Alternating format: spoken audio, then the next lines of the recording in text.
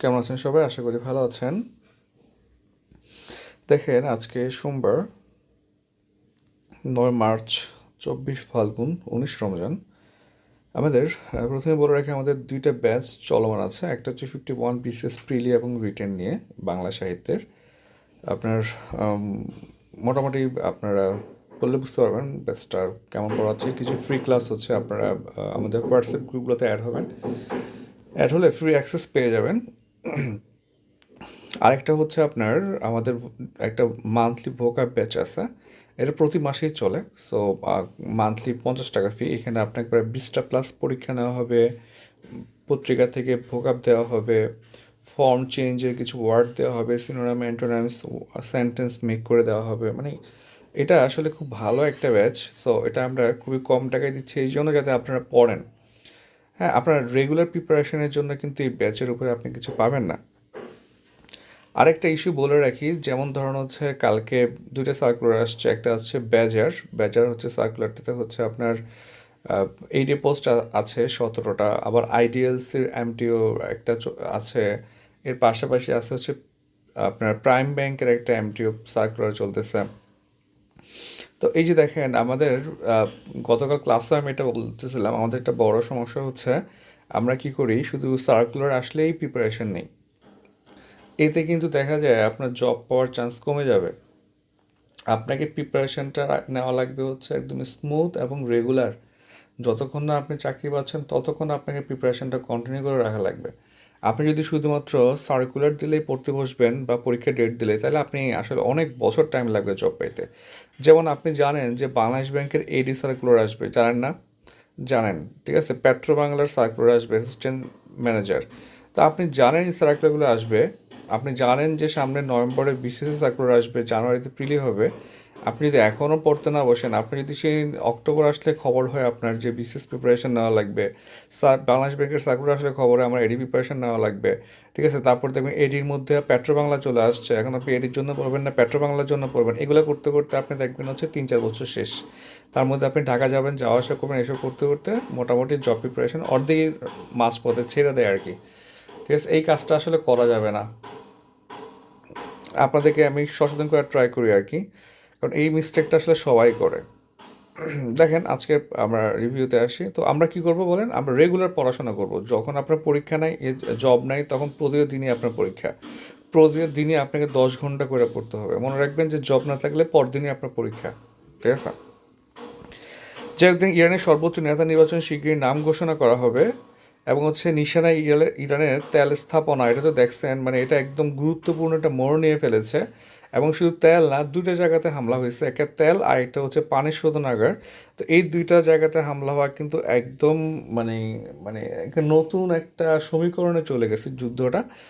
এবং ইরানে কিন্তু আপনার তেল উপচে পড়ে মানে একটা আগুনের নদীও হয়ে গেছে। মানে তেলটা ফ্লো হচ্ছে রাস্তা দিয়ে বা নালা দিয়ে, সেখানে আগুন জ্বলতে জ্বলতে ফ্লো হচ্ছে। আপনার দেখে মনে হবে যে আগুন প্রবাহিত হচ্ছে। হ্যাঁ, মানে আপনি চিন্তা করে দেখেন। এবং সেখানে কিন্তু আপনার কালো ধোঁয়ায় পুরা আপনার আকাশ ঢাকা পড়ে গেছে, এবং এসিড বৃষ্টি হওয়ার সম্ভাবনা দেখা দিচ্ছে। যাই হোক, দেখেন, মূল্যস্ফীতির ধাক্কায় বিশ্ব অর্থনীতি পুনরুদ্ধার বাধাগ্রস্ত হতে পারে বিশ্লেষণ করা হয়েছে। আর তারপরে আমরা দেখি, তেমন কিছু নয়। থার্ড পেজে আজকে ইন্টারন্যাশনালের অনেকগুলো আপনার আর্টিকেল আসছে। যেমন বৈশ্বিক শক্তি পুনর্বিন্যাসে বাংলাদেশ কোথায় দাঁড়িয়ে, খুব ভালো একটা আর্টিকেল হয়েছে, পড়ে ভালো লাগছে। যে দেখেন, ইউরোপের দেশগুলো সরাসরি হচ্ছে ইরানের সামরিক আক্রমণে বা অভিযানে অংশ নেয় নাই।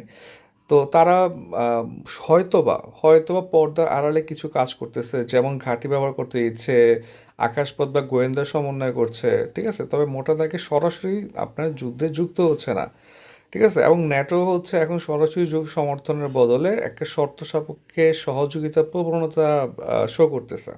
কিন্তু ইউরোপের এই সতর্কতা কেন? প্রথমত হচ্ছে অতীত অভিজ্ঞতা। 2003 সালের ইরাক যুদ্ধের যেই একটা এক্সপিরিয়েন্স, সেটা কিন্তু ইউরোপকে এখনও ভাবায়, ঠিক আছে। এবং স্টারমার কিন্তু সরাসরি এটা মেনশন করছে যে তারা ইরাক যুদ্ধ থেকে নিচ্ছে, লার্নিং নিচ্ছে আর কি, ঠিক আছে। দ্বিতীয় হচ্ছে নিরাপত্তা নিয়ে অগ্রাধিকার। তারা মূলত ইউক্রেন যুদ্ধটা বা ইউরোপের সমস্যাটাকে তারা মূলত আপনার ইউক্রেন যুদ্ধটাকে বেশি ফোকাস করতে চায় অখণ্ড ইউরোপকে। তারা মধ্যপ্রাচ্যের নতুন কোনো সমস্যায় মানে একই সাথে দুইটা সংকটে ঢুকতে যাচ্ছে না। আরেকটা হচ্ছে আস্থার টানাপোড়েন। ব্যাপারটা হচ্ছে এরকম যে ট্রাম্প হচ্ছে আমেরিকা ফার্স্ট নীতি, শুল্ক বিরোধ বা আদার যে ইস্যুগুলোতে করে সেটা ট্রাম্পের উপর আস্থা নাই। ট্রাম্প মূলত ব্যক্তি আপনার লাভের জন্য কাজ করতেছেন নাকি আমেরিকার লাভের জন্য নাকি ইউরোপের জন্য, ইউরোপকে পাত্তা দিয়েছেন ট্রাম্প, স্বাভাবিকভাবে ওরা আসবে না। ঠিক আছে, যাক দেখেন যে ইউরোপ এমন এক কাঠামোগত নির্ভরতার মধ্যে ফেলেছে এই বিভিন্ন সংকট যে তাকে নিজস্ব সক্ষমতা বাড়াতে বাধ্য করছে। অলরেডি কিন্তু তারা সবখানে সক্ষমতা বাড়াচ্ছে, তারা আপনার আর্মস এখন বেশি প্রডিউস করতেছে, এবং ফ্রান্স অলরেডি বলছে তারা হচ্ছে ওদের যে নিউক্লিয়ার ওয়ারহেড আছে সেটা ডাবল করবে।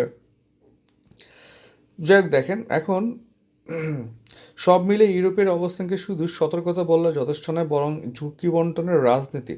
আধুনিক সংঘাত লাভ অনিশ্চিত, কিন্তু আধুনিক সংঘাতের লাভ অনিশ্চিত, প্রফিট অনিশ্চিত, কিন্তু সবচেয়ে বড় সংকটগুলো যেমন জ্বালানি মূল্য বৃদ্ধি, শরণার্থী প্রবাহ, বাজার অস্থিরতা, এগুলো হচ্ছে ইউরোপকে সামলাতে হয়। মানে তারা সরাসরি হচ্ছে আপনার এইখানে যুক্ত না থাকলেও এটার প্রভাব থেকে সরাসরি মুক্তও না, বুঝছেন? সো ইউরোপ কিন্তু অলরেডি হচ্ছে কোনো না কোনোভাবে ইম্প্যাক্টেড হয়, এবং আমেরিকা গ্যাঞ্জাম হয়, ইউরোপ ইম্প্যাক্টেড হয়। যাক দেখেন এই যে আপনার জাতীয়তাবাদ নিয়ে আর্নেস্ট গ্যালনার, ওনার বইটা হচ্ছে আপনারা এটা প্রিলিতে আসতে পারে। আর্নেস্ট গ্যালনার তার বই ন্যাশনস দ্য ন্যাশনালিজম, এটা একটু পড়বেন। যে এখানে বলেন আধুনিক রাষ্ট্র নিজস্ব রাজনৈতিক সাংস্কৃতিক কাঠামো মিলিয়ে একটি ঐক্যবদ্ধ জাতি নির্মাণ করে। ঠিক আছে, অন্যদিকে হচ্ছে বেনেডিক্ট অ্যান্ডারসন তার বিখ্যাত বই ইমাজিনড কমিউনিটিস, এটাও পরীক্ষায় আসতে পারে। জাতি আসলে একটি কল্পিত রাজনৈতিক সম্প্রদায় যেখানে মানুষ একে অপরকে না চিনলেও নিজেদের একই ঐতিহ্যের অংশ মনে করে। এটা কিন্তু খুবই একটা আমার মনে হয় যে পৃথিবীতে আসার মতো ভালো একটা কোটেশন। দেখেন যে 1980 থেকে 88 পর্যন্ত ইরাক ইরান প্রায় 8 বছরের যে রক্তক্ষয়ী যুদ্ধ, এই যুদ্ধের পরে কিন্তু ইরানে একটা মনস্তাত্ত্বিক পরিবর্তন আসছে। ঠিক আছে, তারা হচ্ছে আর বড় আকারের সংঘাতের পরিবর্তে আঞ্চলিক প্রভাব বাড়ানোর কৌশল, ঠিক আছে, তারপরে হচ্ছে আপনার যেমন ইরাক, সিরিয়া, লেবানন, ইয়েমেন একটা নেটওয়ার্ক গড়ে তোলে। ঠিক আছে, এরপর দেখি অ্যান্টিসিপেটরি সিকিউরিটি ডক্ট্রিন, এটাও পরীক্ষায় আসতে পারে। এটা হচ্ছে অর্থাৎ সম্ভাব্য সংঘাত ধরে নিয়ে আগাম প্রস্তুতি, যে আপনি ধরে নেবেন যে সামনে এই সংঘাত আসতে পারে, আমি এটা নিয়ে আগাম কিছু প্রস্তুতি নিয়ে রাখি আর কি। ঠিক আছে, এটা একটু একটু পড়ে নেবেন আর কি। যেখানে ধর্মীয় স্মৃতি এখানে ভূমিকা রাখে, ইসলামের প্রাথমিক রাজনৈতিক বিভাজন থেকে যে শিয়া সুন্নি দ্বন্দ্বের সূত্রপাত তা বহু শতাব্দী ধরে আঞ্চলিক রাজনীতিতে প্রতিফলিত হয়েছে। কিন্তু লক্ষণীয় বিষয় হচ্ছে যখনই আপনার বাইরের কোনো চাপ আসে তখনই দেখা যায় যে এই সংকটটা ইরানে কমে যায়, তাদের মধ্যে একটা ঐক্যের সৃষ্টি হয়। ঠিক আছে, যাক দেখেন এই যে আপনার সংকটটা সৃষ্টি হচ্ছে এটার প্রভাবটা মাল্টি সেক্টরাল হবে। যেমন হচ্ছে জ্বালানি বাজার, সামুদ্রিক বাণিজ্য পথ, বৃহৎ শক্তির কৌশলগত পুনর্বিন্যাসে প্রতিফলিত হবে। ভারত মহাসাগর বঙ্গোপসাগরের বৃহত্তম প্রতিযোগিতার অংশ হয়ে উঠতে পারে। বাংলাদেশ এমন একটা ভৌগোলিক অবস্থানে আছে যেখানে ইন্দো প্যাসিফিক কৌশল, চীন যুক্তরাষ্ট্র প্রতিযোগিতা, মিয়ানমারের অস্থিতিশীলতা একসঙ্গে প্রভাব রাখছে। ফলে আমাদের নিরাপত্তা এখন বন্দর ব্যবস্থাপনা, জ্বালানি সরবরাহ, ট্রেড রুট, সীমান্ত স্থিতিশীলতা, রোহিঙ্গা সংকট সব মিলে একটা একটা একটা ক্যাওটিক সিচুয়েশন ফর্ম করছে। হ্যাঁ, এখন দেখেন যে এই প্রেক্ষাপটে যুক্তরাষ্ট্রের নীতিগত কাঠামো গুরুত্বপূর্ণ। 2022 সালে তারা যে বার্মা অ্যাক্ট ঘোষণা করে সেখানে কিন্তু সরাসরি বাংলাদেশকে একটা আঞ্চলিক প্রেক্ষাপট হিসেবে উল্লেখ করা হয়েছে, যেটা দেখায় যে বাংলাদেশ এখন শুধু মিয়ানমার কেন্দ্রিক না, বরং বৃহত্তর রিজিনাল সিকিউরিটিস্ট আর্কিটেক্টের একটা অংশ। ঠিক আছে, আর যদি world wide security architect change হয় তাহলে কিন্তু বাংলাদেশেও এটা ভালো প্রভাব পড়বে। হ্যাঁ, আমার টাইম লাগবে। মধ্যপ্রাচ্যের যুদ্ধ এবং বাংলাদেশের শ্রমবাজার প্রশ্ন একই সাথে নিরাপত্তা কাঠামোর অংশ। কেমন তো, এখানে আমার অনেক বেশি মানুষ কিন্তু মধ্যপ্রাচ্যে আছে আর কি। সো আর্টিকেলটা ভালো, এটা একটু পড়বেন আপনারা। আরও একটা আর্টিকেল আছে, যদিও এটা একটু সহজ আর্টিকেল, এই পেজগুলোতে তেমন কিছু নাই। 9 দিনে 320টা ফ্লাইট বাতিল, ময়লার পাহাড়ে আগুন, বিষাক্ত ধোঁয়ার দুর্ভোগ। আমি বুঝি না মানে আসলেই যেমন হচ্ছে মাতইলের ল্যান্ডফিল্ডে মানে একে তো ময়লার পাহাড়ে আগুন লাগাই দিচ্ছে এবং ধোঁয়া হচ্ছে, জীবাণু ছড়াচ্ছে, কেন করতেছে আমি ঠিক জানি না। দেখেন ইরান যুদ্ধ, ইসরায়েলের প্রমিস ল্যান্ড প্রকল্প, এটা হচ্ছে একদম বেসিক লেখা, মানে আপনি যদি পড়তে চান, যেমন গত একটু আগে যেটা দেখে আসলাম সেটা একদম একটা সেকেন্ডারি স্টেজ, এটা একটা প্রাইমারি স্টেজে লেখা, এটা পড়লে বেসিক ক্লিয়ার হবে। যেমন তুরস্কের পর দ্বিতীয় মুসলিম দেশ হিসেবে ইরান ইসরায়েলকে স্বীকৃতি দেয়। তবে হচ্ছে আপনার আপনার ওই যে যখন আপনার ইসলামিক রেভলিউশনটা হয়, তার আগে হচ্ছে ইরানের সাথে ইসরায়েল এবং হচ্ছে ইউএসের খুব ভালো রিলেশন ছিল। এবং ইরান যে পারমাণবিক শান্তিপূর্ণ পারমাণবিক ওদের যে প্রকল্পগুলো, এটা কিন্তু ইউএসএ ওদের কাছে দিয়ে আসে। ঠিক আছে, এখন সমস্যাটা বেঁধে যায় যখন হচ্ছে তাদের মধ্যে ওই ইসলামিক রেভলিউশনটা হয় এবং হচ্ছে ইরান ইউএসএ বিরোধী একটা অবস্থান নেয়। ঠিক আছে, তখন আবার এই দেখেন যে ইউএসএ ইরানকে আক্রমণ করে ফেলে আর কি। আর ইসরায়েলের পতাকার মধ্যে দেখা যায় হচ্ছে ওরা একটা গ্রেটার ইসরায়েল ফর্ম করতে চায়। সো গ্রেটার ইসরায়েলটা কিন্তু সবসময়ের জন্য ইম্পর্টেন্ট, 45-46 এখন পর্যন্ত আসে নাই, যে কোনো সময় আসতেই পারে।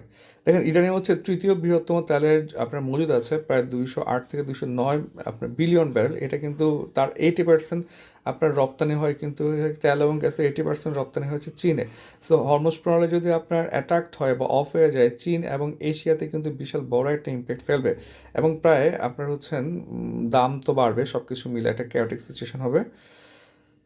যাই হোক, এরপরে দেখেন যে আফগানিস্তান পাকিস্তানের সংকট কি চাপা পড়ে গেল, এটাতে তেমন কিছু নাই। অর্ধেক হচ্ছে আপনার পাকিস্তানের ন্যাশনাল পলিটিক্স, বাকি অর্ধেক করতে পারেন আপনারা। সেটা হচ্ছে যে এখন যেমন ইরানের সাথে কিন্তু পাকিস্তানের সীমান্ত আছে, ওদিকে হচ্ছে আপনার আফগানিস্তানের সাথে আছে। সো পাকিস্তানের সাথে আবার সৌদি আরবের একটা সিকিউরিটি ট্রিটি আছে, আবার সৌদিতে আবার ইরান আক্রমণ চালাচ্ছে। সো এই যে ইস্যুগুলো, এটা পাকিস্তানকে একটা একটা মানে একটা কমপ্লেক্স সিচুয়েশন ফেলে দিছে। ওরা কি চায়? আবার পাকিস্তান যে আফগানিস্তানে হামলা চালাচ্ছে, সেখানে আবার ইউএসএ বাগরাম ঘাঁটি দখল করা নিয়ে কোনো ইস্যু আছে কি না, আর্টিকেলটা ভালো একবার করে দেখবেন আর কি। এই পেজগুলোতে তেমন কিছু নাই, দেখেন ইন্টারন্যাশনালও তেমন কিছু নাই, ওই দুটো আর্টিকেল পড়লে হবে। তেহরানের বাসিন্দাদের নির্গুম রাত এবং শান্তির প্রেসিডেন্ট হতে চেয়ে কেন যুদ্ধের পথে হাঁটলেন ট্রাম্প।